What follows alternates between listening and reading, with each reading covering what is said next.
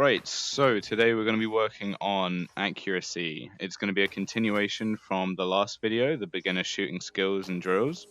And what we're going to be focusing on overall is just how to warm up with your accuracy, how to get to a good spot, because you don't want to come in trying to start shooting half court straight away and be completely cold. You'll either like damage your muscles or you won't have a good day. You'll end up throwing all over the place and you'll just end up technically playing worse than you would have been doing beforehand. So to start off with, what we're going to do, we're going to work on what you're going to want to do first. So you're going to need to warm up a little bit before you start trying to throw, and especially high level players in terms of looking into scrims, you're going to want to warm up that throw before you even start playing.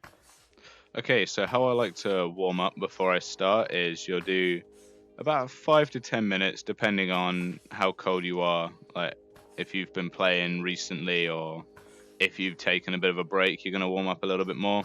So I like to start just doing your standard like shoulder rotations and arm rotations just to slowly warm up and not to try and damage your muscles. Don't want to be anything too strenuous.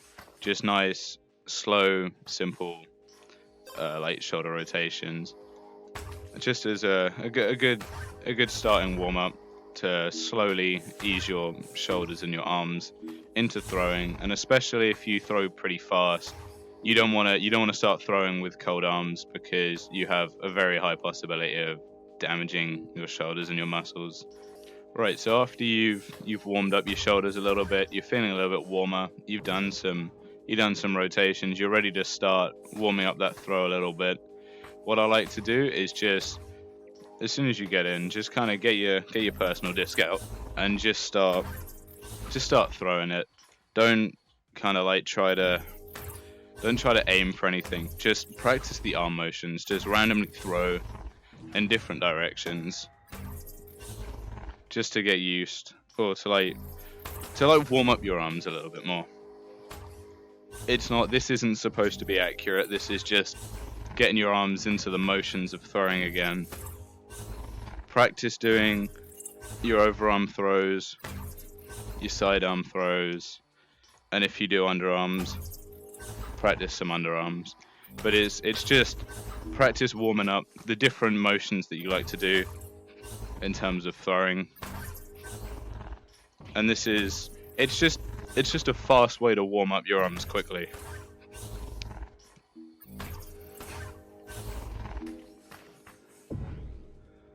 Okay, so after you've warmed up a little bit just by randomly throwing the disc about, what you're going to want to do next is what I like to, it's just moving around the goal, just taking shots from lots of different points, keeping active, ignoring if you miss. It doesn't matter. This isn't accuracy.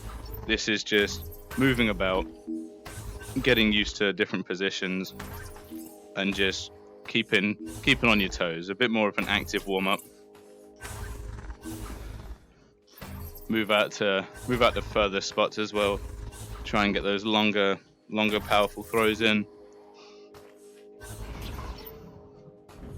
Do this for about maybe 5 minutes, maybe 10 minutes, depending on how long you wanna practice this for.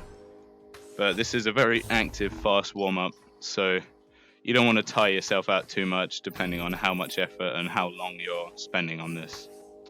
Right, the next one was already mentioned in the beginner skills and drills shooting practice, and this was just the floating between the wall, aiming for either the line or the cross, just to try and keep nice and straight throws, very dialed in.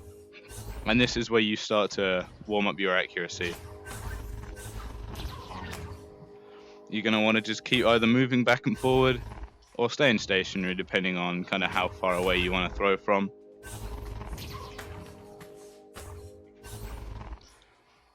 And this one's just, to start with, you want to try and just throw it at the wall, bounce it back and catch it. And then as you slowly start to warm up and dial in that accuracy, you want to start going either, I like to aim for the line, not so much the cross. Just try and see if you can get it to stay perfectly horizontal and get it to come back. Try and keep it as close as you can to it. Just keep bouncing back and forward.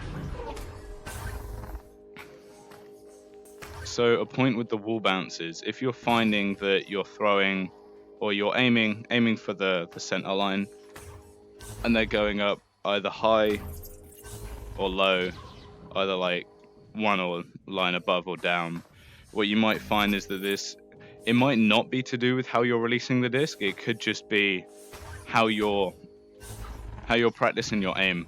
It could just be, so when you're aiming for, if you're looking at that line to try and hit that line and your shots are going high, what you want to try and practice doing is aim for the line below the center line. So if you're aiming for the line down there and you see that your shots are actually hitting this line, you know that where you're aiming, you're actually throwing high without realizing it. And by scaling that down, aiming for the bottom line, you might find that it brings it in closer to the middle, or it might just bring it down a little bit. It could just be that your shots aren't too high, but by just trying to narrow the end, bring it down, you might find that it helps a little bit in terms of getting that like flat straight line in terms of that accuracy. But as a long-term thing, by trying to aim for that bottom line, it's not a good strategy. You don't want to have to try and aim below the goal to hit the goal. Just do this for a few times each time if it's still staying low, but then switch it up.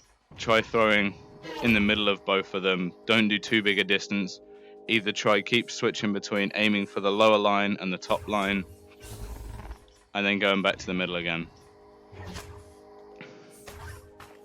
You'll find that by aiming low, then aiming high, you just kind of cancel out the effect just by keep training this.